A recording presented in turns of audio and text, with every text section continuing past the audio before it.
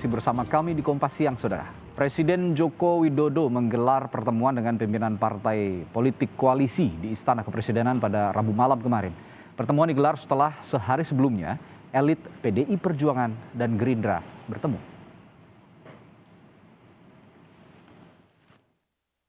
Rabu sore, Istana Kepresidenan kedatangan tamu elit partai. Ada 7 partai di parlemen yang diundang Presiden Joko Widodo membahas sejumlah hal dalam pertemuan tertutup. Selain 6 kawan lama dalam koalisi pemerintahan Joko Widodo Ma'ruf Amin, ada juga Partai Amanat Nasional yang disebut sebagai sahabat baru koalisi Jokowi. Yang datang adalah Ketua Umum PAN, Zulkifli Hasan, dan Sekjennya, Edi Suparno. Sahabat baru koalisi. Ya. Ketua Umum PAN, Bapak Zulkifli Hasan, tentu kita berharap ya dengan PAN bergabung, maka semakin banyak dan semakin beragam gagasan-gagasan untuk pembangunan negara. Menurut Joni Plate, pembahasan menyangkut soal ekonomi dan pembangunan di masa pandemi. Salah satu pembangunan yang dibicarakan adalah ibu kota baru. Demi memuluskan pemindahan ibu kota, Presiden perlu legislatif yang kuat. Kita tetap perlu memikirkan ya untuk mempunyai ibu kota negara baru dengan memperhatikan ibu kota negara saat ini Jakarta dengan tantangan dan problematikanya yang sangat kompleks saat ini dari berbagai aspek. Namun tentu pemindahan ibu kota negara tidak akan berlangsung hari ini ya. Yang pertama yang harus dilakukan adalah persiapan legislasi primer yang memadai. Kebetulan, sehari sebelumnya, pada Selasa, seharian Jokowi mengajak Menteri Pertahanan yang juga Ketua Umum Partai Gerindra, Prabowo Subianto, ke calon ibu kota baru di Kalimantan Timur. Dan di Jakarta, pada Selasa, saat Jokowi Prabowo meninjau calon ibu kota baru, elit PDI Perjuangan dan Gerindra bertemu. Salah satu yang dibahas elit kedua partai adalah wewenang Majelis Permusyawaratan Rakyat menetapkan pokok-pokok haluan negara.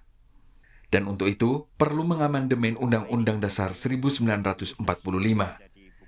Namun Plate membantah pertemuan dengan Jokowi juga membahas soal amandemen konstitusi. Menurut Bivitri Susanti, pengajar hukum tata negara Sekolah Tinggi Hukum Jentera, dari pertemuan para elit politik, soal amandemen bisa saja terjadi karena proses politik. Ya. Karena memang sekali masuk ke dalam agenda sesuai pasal 37 Undang-Undang Dasar, sebenarnya tidak terlalu sulit dikatakan mustahil, itu keliru sebenarnya untuk mengubah agenda, gitu ya. Jadi disitulah bisa dikatakan yang kita khawatirkan sebagai kotak Pandora karena begitu banyak isu yang bisa masuk. Tapi bila terjadi amandemen, pasal lain di luar haluan negara dan wewenang MPR bisa juga dibahas. Misalnya, masa jabatan presiden. Sebelum bergabungnya PAN, cuma matematikanya ya, hitung-hitungan jumlah, itu sebenarnya sudah bisa amandemen. Karena DPD, jangan lupa, jadi pasal 37 Undang-Undang Dasar, itu adalah kerangka hukumnya untuk melakukan amandemen. Inilah yang juga dinilai pengajar ilmu politik Universitas Islam Negeri Syarif Hidayatullah, Adi Prayitno, bahwa ada pembahasan konsesi politik dalam pembicaraan tertutup yang tak diungkap ke publik. Seperti misalnya, soal amandemen konstitusi untuk perpanjangan masa jabatan presiden.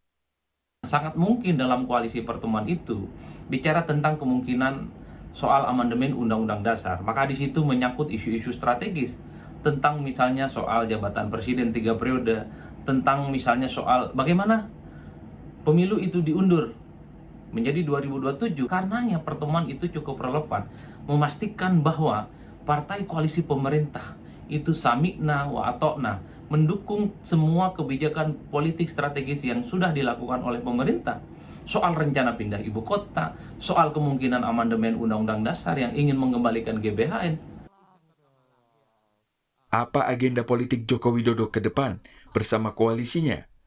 Publik hanya bisa menunggu, karena partisipasi politik selama pandemi juga belum bisa sepenuhnya terakomodasi. Namun harapan publik, agenda politik tetap berpegang pada prinsip demokrasi. Tim Liputan, Kompas TV. Ya, sudah cukup lama Presiden Joko Widodo tidak membicarakan urusan politik atau tidak memperbincangkan urusan politik, dan saat ini ramai diperbincangkan Presiden bertemu dengan pimpinan partai politik untuk mendapatkan deskripsi lebih lengkap pembicaraan para elit politik yang diundang Presiden Joko Widodo ke istana kemarin malam. Kita akan tanyakan pada dua rekan saya di Istana Negara, ada Dipo Nurbahagia, jurnalis Kompas TV, dan di DPR ada Francisco Donasiano. Kita akan ke Istana Negara, kepresidenan terlebih dahulu. Dipo, di sana jadi agenda beragam, agenda pembicaraannya diantaranya tentang pemindahan ibu kota negara yang saya ketahui dan otonomi daerah. Nah, ini apakah untuk mendapatkan kelancaran proses legislasi atau seperti apa? Ya, untuk melihat kelancaran ataupun urgensi dari pembahasan ibu kota negara, memang kita bisa melihat dari dua kacamata, Radi dan juga saudara. Yang pertama adalah jika kita melihat dari bagaimana situasi sosial dan juga ekonomi di Indonesia saat ini, pemerintah nampaknya masih terus berfokus untuk kemudian melakukan penanganan, khususnya terkait dengan pandemi COVID-19 yang masih ada di Indonesia, baik itu dengan melakukan vaksinasi ataupun berfokus untuk kemudian menekan angka penularan COVID-19 di sejumlah wilayah di Indonesia. Artinya kalau kita lihat dari sudut pandang sosial ekonomi, apalagi pada kuartal 2 ekonomi juga baru bergerak tumbuh, nampaknya urgensinya bukan di situ. Tetapi kalau kita lihat dari kacamata yang kedua ataupun dari perspektif yang kedua, yakni bagaimana kesiapan infrastruktur ataupun rencana kesiapan infrastruktur di Kalimantan Timur dan dikombinasikan dengan agenda Presiden dalam beberapa waktu kebelakang, nampaknya proses legislasi menjadi salah satu yang urgent. Karena kalau kita lihat pada beberapa hari yang lalu, kita tahu bersama bahwa Presiden Republik Indonesia Joko Widodo memantau secara langsung bagaimana kemudian progres dari kesiapan pembangunan ibu kota negara di Kalimantan Timur. Bahkan Presiden kembali menekankan bahwa pemindahan ibu kota negara masih dalam rencana pemerintah. Kalau kita lihat lebih mendetail lagi, bahkan Presiden sudah memikirkan di mana letak-letak airport, di mana letak-letak pelabuhan, dan juga bagaimana kemudian nanti infrastruktur yang kemudian akan memudahkan laju logistik ke ibu kota negara yang baru. Artinya untuk kesiapan infrastruktur ini nampaknya semakin difikirkan secara mendalam. Apalagi kita juga bisa lihat dengan kehadiran Menteri Pertahanan yang sekaligus juga Ketua Umum Partai Gerindra, Prabowo Subianto. Secara politik tentu ada dukungan politik di sana.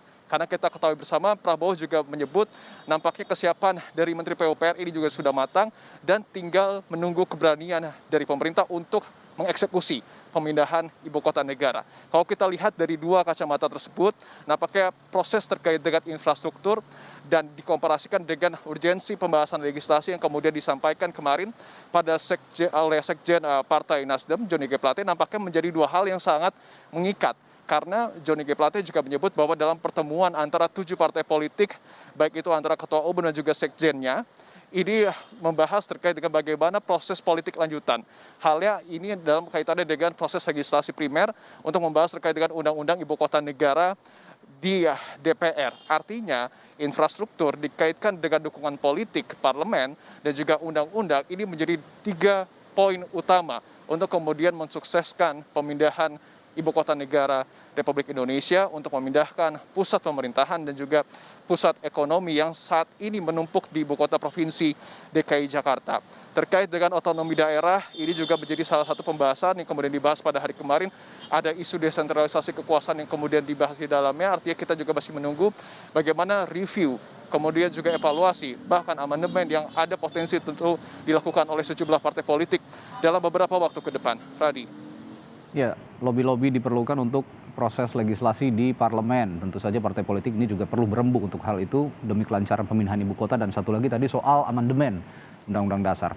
Lalu ada yang menarik dalam pertemuan kemarin, Dipo, ada sahabat baru katanya koalisi Jokowi ini, namanya Partai Amanat Nasional. Menarik karena Partai Amanat Nasional ini pernah ada di dalam pemerintahan, lalu keluar, sekarang dikabarkan masuk lagi ke pemerintahan. Apa ini artinya mau ada perombakan kabinet lagi, Dipo?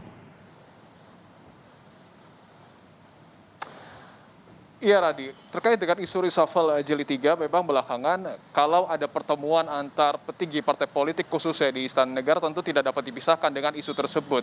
Tetapi kalau kita kutip statement yang kemudian disampaikan oleh Sekjen Partai Nasdem, Johnny G. Plate, ia menampik bahwa ada isu reshuffle yang kemudian dibahas oleh 7 ketua umum dan juga 7 sekjen partai politik di Istana Negara. Tetapi kalau kita lihat sekali lagi, kehadiran Partai Amanat Nasional, walaupun memang ia menjadi salah satu partai dengan mayoritas kursi di parlemen, kita juga masih harus mempertanyakan kenapa tidak ada partai pendukung pemerintah yang tidak lolos ke parlemen yang kemudian diundang ke Istana Negara untuk membahas persoalan-persoalan negara.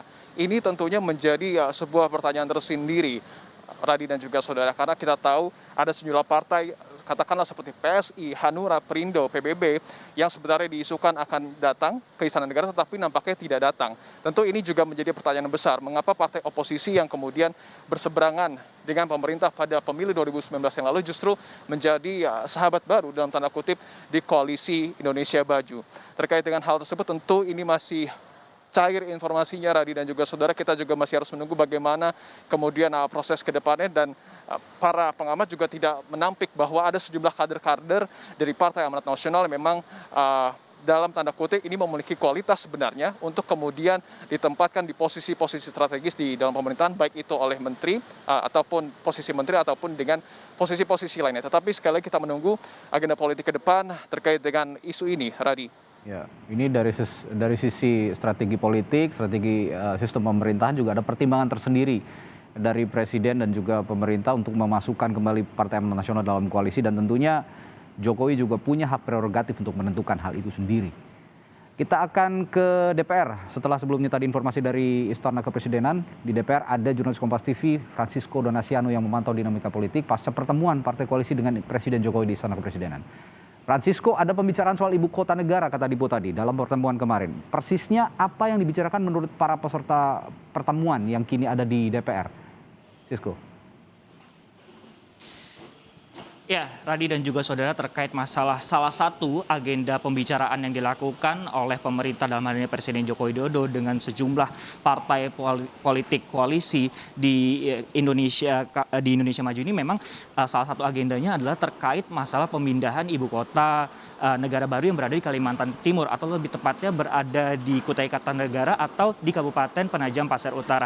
Memang dari pihak DPR sendiri menjelaskan bahwa salah satu kemudian anggota dari rapat terus yang digelar secara tertutup kemarin memang menyampaikan, yaitu dari Sekjen P3 yaitu Arwani Tomafi, menjelaskan bahwa pembahasan ini dilakukan untuk memindahkan nantinya ibu kota negara yang berada di Jakarta ini. Tapi kalau kita melihat memang sampai sekarang pembahasannya masih belum dilanjutkan dan memang masih menunggu pembahasan dari rancangan undang-undangnya terlebih dahulu sebelum nantinya dibutuhkan payung hukum yang jelas. Namun memang bisa kami gambarkan atau kami sampaikan kepada Anda, Radi dan juga saudara, terkait masalah pemindahan ibu kota negara baru yang berada di kawasan Kalimantan Timur ini, perlu yang kami cermati atau kami soroti adalah masalah RPJMN di 2020-2024. Kenapa demikian, Radi dan juga saudara? Karena diprediksi untuk pembangunan dari ibu kota negara baru yang berada di Kalimantan Timur ini membutuhkan biaya setidaknya sekitar 466,98 triliun.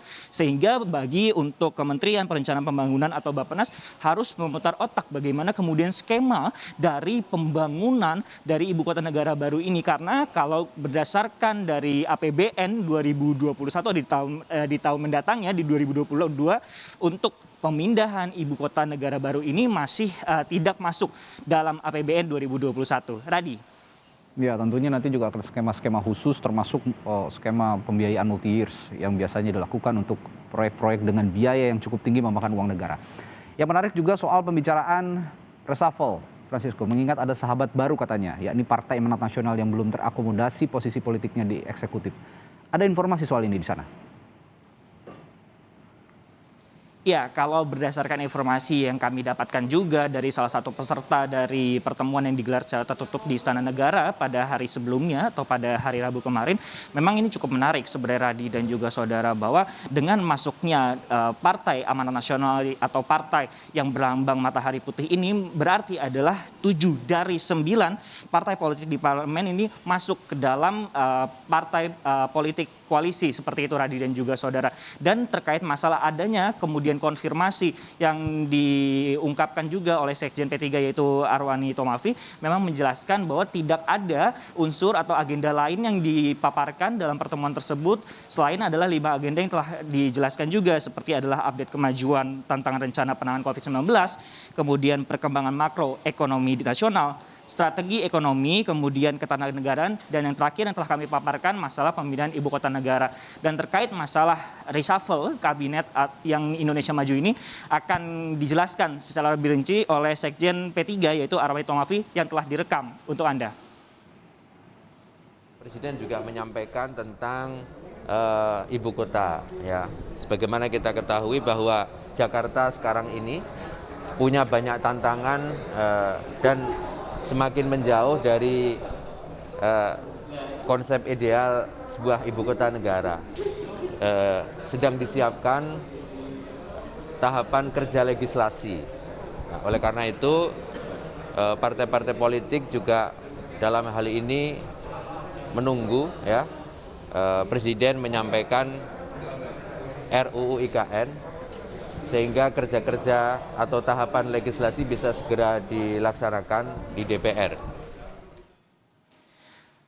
Masuknya Partai Amanat Nasional dalam rapat pembahasan yang dilakukan di Istana Negara kemarin memang menjadi salah satu sinyal positif juga bagi partai koalisi yang lain atau 6 partai politik yang lain yaitu PDIP, Nasdem, Golkar, kemudian Gerindra, PKB, dan juga P3.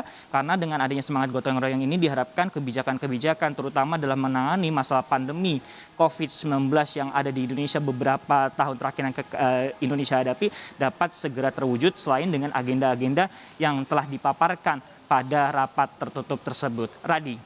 Baik, rekan-rekan kami melaporkan dari gedung DPR, ada Francisco Donasiano, jurnalis Kompas TV, dan sebelumnya ada Dipo Nurbahagia dari Istana Kepresidenan Jakarta. Terima kasih rekan-rekan.